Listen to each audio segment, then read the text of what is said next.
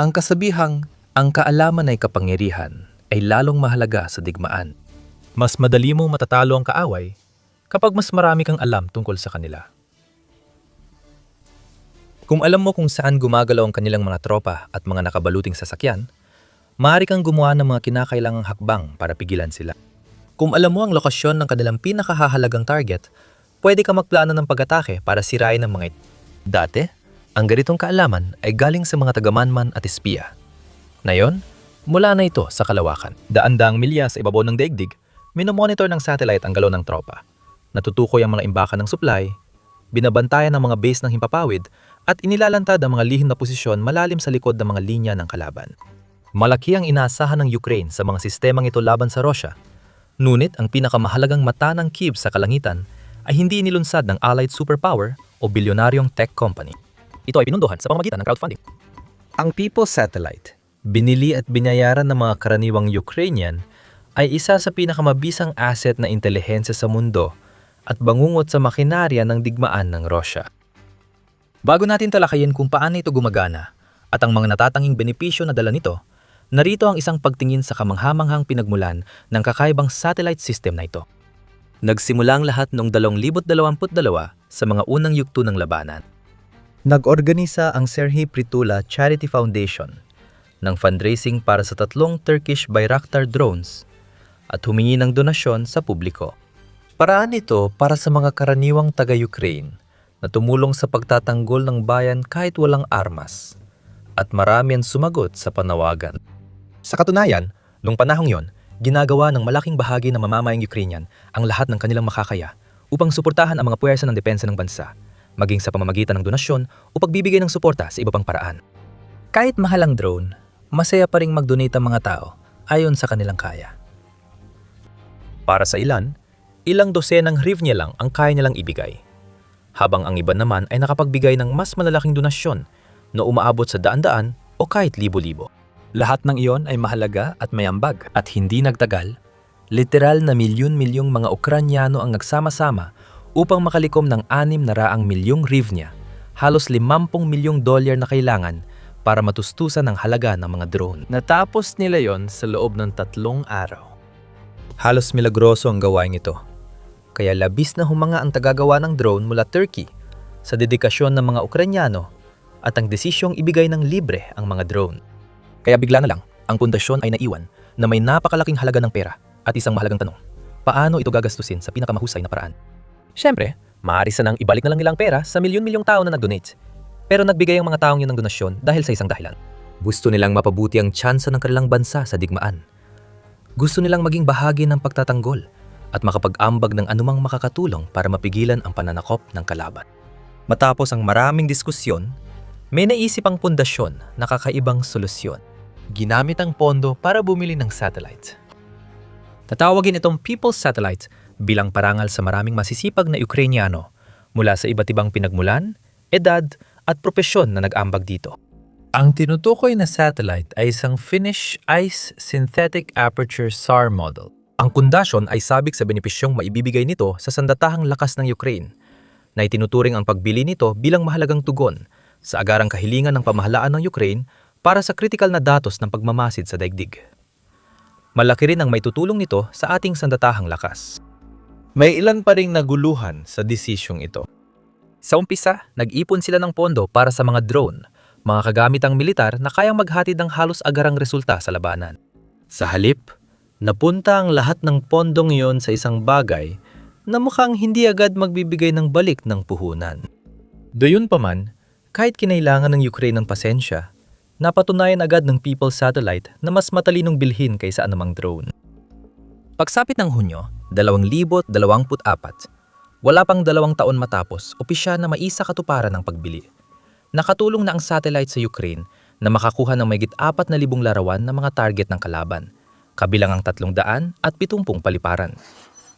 238 posisyon ng air defense at mga lugar ng radio reconnaissance, 153 imbakan ng langis at pasilidad ng imbakan ng gasolina, 147 imbakan ng mga misil, bala at sandata pang-abyasyon, at 17 base ng hukbong dagat.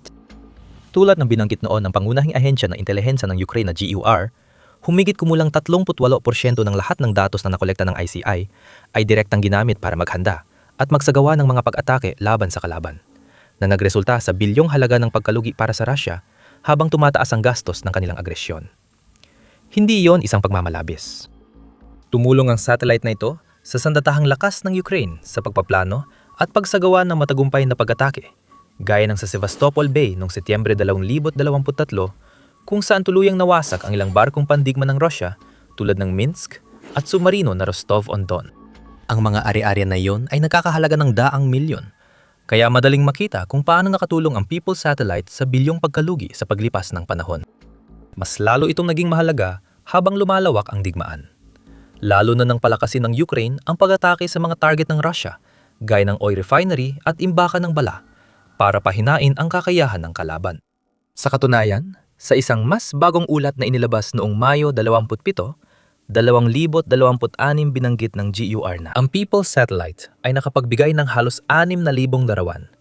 Karamihan ay mahalaga sa pagtukoy ng mga asset ng kalaban at pagtulong sa Ukraine sa pagpaplano ng pag-atake. Araw-araw, ang mga unit ng space intelligence ng GUR ay tumatanggap ng satellite images para subaybayan ang mga bagay sa okupadong teritoryo sa Russia, tukuyin ang target ng kalaban, plano ng pag-atake, at suriin ang epekto ng mga ito. Si Andriy Yusov, isang tagapagsalita ng Defense Ministry ng Ukraine, ay nagbigay pa ng dagdag na paliwanag kung gaano talaga ka-impluwensya ang teknolohiyang ito. Sa modernong digmaan, mahalaga ang pagkakaroon ng akses sa mga teknolohiya sa kalawakan. At ang People's Satellite ang unang mata ng Ukraine sa orbit. Nakikita natin kung saan dapat tumutok. Naunawaan natin kung anong pinakamainam na tamaan at may kontrol tayo sa mga magiging resulta ng mga pag-atake. Ang bilyong dolyo na pagkalugi ng agresor na Ruso. Ang ilan sa mga resultang ito, kabilang ang ambag ng People's Satellite na nagpapalakas sa ating katatagan at nagpapatuloy ang sistematikong gawain ito. Nagbigay ang ministeryo ng mga halimbawang lokasyong nasubaybayan gamit ang satellite at nagbahagi ng aktwal na larawang mula sa kalawakan ng mga lugar tulad ng Oleni Air Base, mga imbakan ng gasolina sa rehiyon ng Krasnodar ng Rusya, at ang paliparan ng Zayabrovka, pati na rin ang mga barkong pandigma na nakadok sa Novorossiysk, isang lokasyon na kamakailan lang ay tinarget ng isang napakatagumpay na drone strike na nagdulot ng matinding pinsala sa isa sa pinakamagagaling na barkong pandigma ng Kremlin. Ang People's Satellite ay tumutulong hindi lang sa paghanap sa mga lokasyong ito at pagsubaybay sa galaw ng kalaban, kundi pati sa pagkumpirma at pag-unawa sa epekto ng mga pag-atake ng Ukraine. Pagkatapos ng isang pag-atake sa isang pasilidad ng Rusya na nasa malayong likuran ng mga linya ng kalaban, halimbawa, maaring umasa ang GUR ng Ukraine sa satellite upang magbigay ng malinaw at detalyadong mga larawan ng naging resulta. Magagamit nila ang mga larawang iyon upang makita kung aling mga target ang tinamaan, gaano kalaki ang pinsala, kung may mga sunog pa bang nagaganap o kung may mga pagkukumpuni na at iba pa. Mahalaga ito habang dumarami ang impormasyong hawak ng militar ng Ukraine, lalo nitong napapahusay at napipino ang mga susunod nitong operasyon. Kasama ito sa mas malawak na estratehiya at pambansang pamamaraan sa digmaan. Nakatuon sa ideya ng patuloy na paghahanap ng pagpapabuti at hindi basta kontento, lagi nagsusumikap na higitan pa ang nagagawa para mas malakas tumama, magdulot ng mas malaking kaguluhan at mas mapakinabangan ang bawat asset. Ang pinakakamanghamanghang dito ay nagawa ito dahil sa mamamayan ng Ukraina. Ang lahat ng nag-donate sa unang fundraising ay naging bahagi sa pagtulong sa hukbo para matukoy at tamaan ang daan-daang target ng Rusya na nagdulot ng bilyong dolyar na pinsala sa mga mananakop. Siyempre, hindi lang ito ang tanging satellite na inaasahan ng Ukraina para sa intelihensya at mga larawan. Pero mayroon itong ilang natatanging katangian na maaring dahilan kung bakit ito ang pinakamahalaga at pinakaimportante. Bago natin talakayin yan, tulad ng People's Satellite, ang The Military Show ay nagbibigay ng buong larawan, hindi lang headline.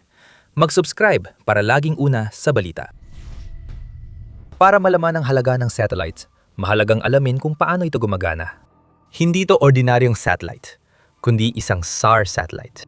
Ibig sabihin, nagpapadala ito ng radar waves at sinusukat ang refleksyon para makuha ang larawan ng mundo sa ibaba. Iba ito sa karaniwang optical satellite na parang kamera sa kalawakan na kumukuha ng larawan sa ibaba. Pinakamabisa ang optical satellites kapag malinaw ang panahon, pero nahihirapan kapag masama ang kondisyon. Halimbawa, hirap silang kumuha ng larawan sa gabi at hindi makita sa likod ng ulap, usok, hamog o ulan, kaya maaari silang maging halos walang silbi ng ilang oras o kahit ilang araw kapag masama ang panahon. Hindi rin sila epektibo sa paghahanap ng nakakamuflage na kagamitan at tulad ng ibang militar, gumagamit ang Rusya ng camouflage para itago ang galaw ng tropa at kagamitan sa ilalim ng puno at dahon, kaya mahirap makita. Madaling maninlang ng mga decoy ang mga ordinaryong satellite. Maaring kumuha sila ng larawan ng parang punong-puno ng mga tangke o isang paliparan na may 12-12 ng mga bomber at fighter na tila naghihintay na lumipad. Pero maaari pala itong isang tusong pandilin lang ng kalaban para lokohin ang kanilang katunggali. Ang SAR satellite ng Ukraine ay halos walang ganitong problema. Tulad ng binanggit ng GUR, mayroon itong kakayahang kumuha ng mga larawan anumang oras ng araw at sa kahit anong kondisyon ng panahon. Hindi mahalaga ang makapal na ulap dahil nakakakita pa rin ang People satellite sa kabila ng makapal na ulap. Mahalaga ito dahil kung sa karaniwang satellite lang aasang Ukraine, laging may panganib na mababa o walang silbi ang mga larawan dahil sa ulap o masamang panahon. Dahil dito, kulang ang impormasyon ng sandatahang lakas, kaya mahirap magplano ng pag-atake. Maaring gamitin ng Russia ang hamog at ulap para ilipat ang kagamitan o magplano ng mga sorpresang pag-atake sa mga posisyon ng Ukraine na maaring humantong sa mahahalagang paglusot sa mga linya sa harapan. Dahil sa People's Satellite, may laging matasing papawid ang Ukraine na nagbibigay ng datos para manatiling isang hakbang sa kalaban.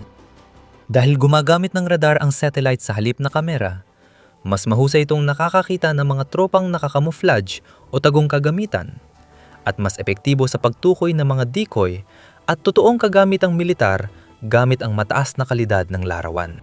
Ayon sa ICI, ang kumpanyang nasa likod ng satellite, may mga larawang may resolusyong hanggang 0.25 metro bawat pixel at kayang sumaklaw ng hanggang 225 kilometro kwadrado bawat larawan. Dahil dito, kayang makita ng Ukraine ang malalawak na lupa at makapag-zoom in at makita kahit ang pinakamaliliit na detalye ng madali. May access din sa SAR satellite technology ang iba pang bansa, kasama ang malalaking kaalyado ng Ukraine sa Europa at iba pang panig ng mundo. Dahil dito, isang malaking argumento laban sa People's Satellite noong 2022 ay kung bakit hindi na lang umasa ang Kyiv sa mga dayuhang kaalyado para sa impormasyon at larawan. Totoo namang naging napakabukas ng mga kaalyadong yon sa kanilang suporta. Lalo na ang mga bansa tulad ng Pransya at Estados Unidos na malaki ang naitulong pagdating sa satellite imagery para sa Ukraine.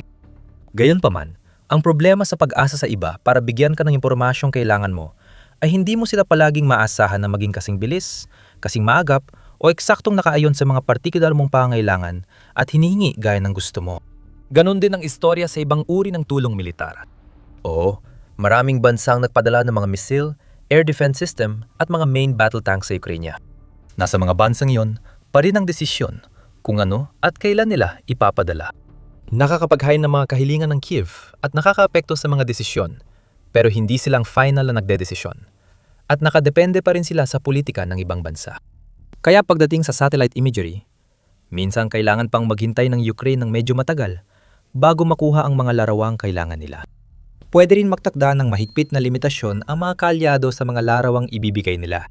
Maaring hindi sila handang magbahagi ng mga larawan ng ilang partikular na lugar, halimbawa, o baka nag-aalala sila na baka lumala ang labanan kung magbibigay sila ng sobrang impormasyon ng masyadong mabilis.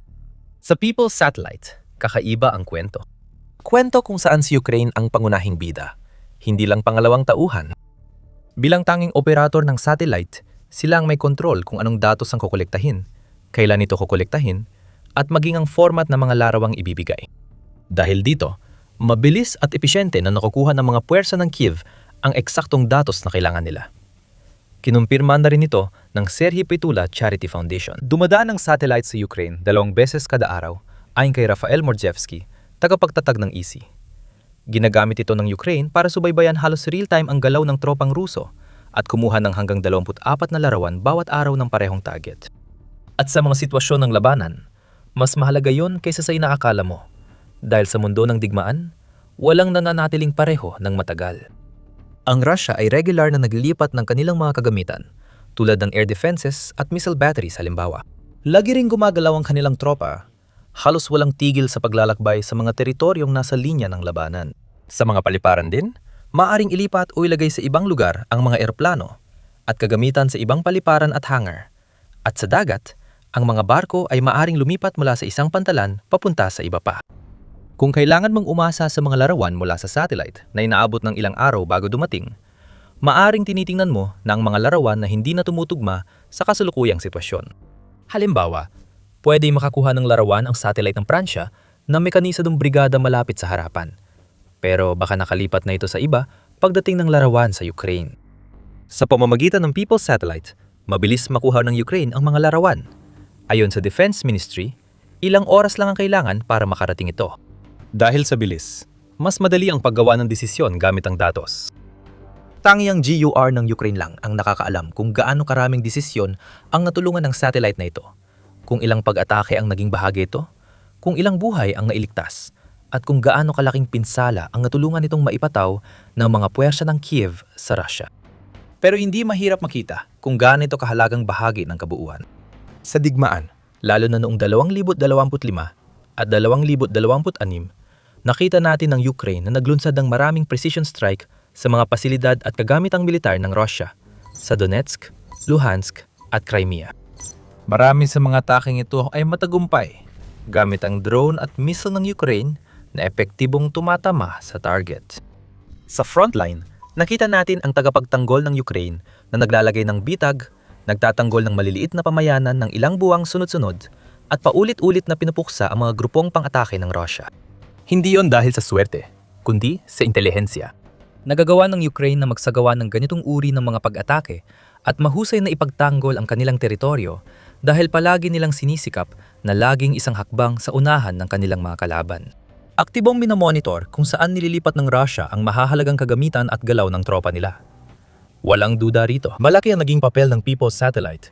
Nakakuha ito ng libu-libong larawan na tumulong sa bansa sa paggawa ng daan-daang desisyong suportado ng datos. Isa itong halimbawa kung paano ginamit ng Ukraine ang teknolohiya at inobasyon para sa kalamangan nila sa digmaan. Nakita natin kung paano ginamit ng puwersa ng Kiev ang mga drone, advanced electronic warfare systems, at AI para palakasin ang depensa at pantayan ang kalaban. At ang People's Satellite ay isa na namang nakaka-inspire na patunay ng maunlad na pag-iisip ng Ukraine pagdating sa mga bagong teknolohiya. At maaaring sabihin na ang pinakamagandang bahagi nito ay wala talagang magagawa ang Russia para pigilan ito. Kahit na magpasya ang mga puwersa ng Kremlin na gumawa ng anumang uri ng aksyong militar laban sa satellite, gamit ang cyber warfare halimbawa, o kahit mga anti-satellite missile, wala rin itong magiging epekto.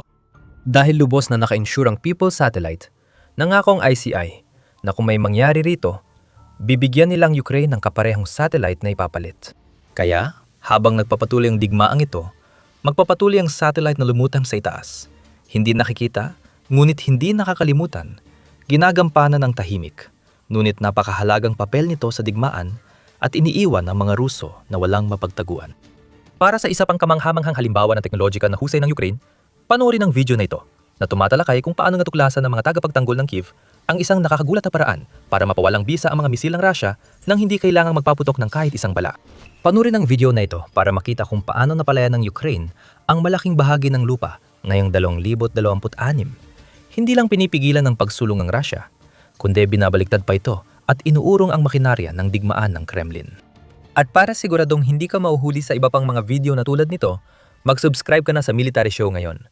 At maraming salamat sa panonood.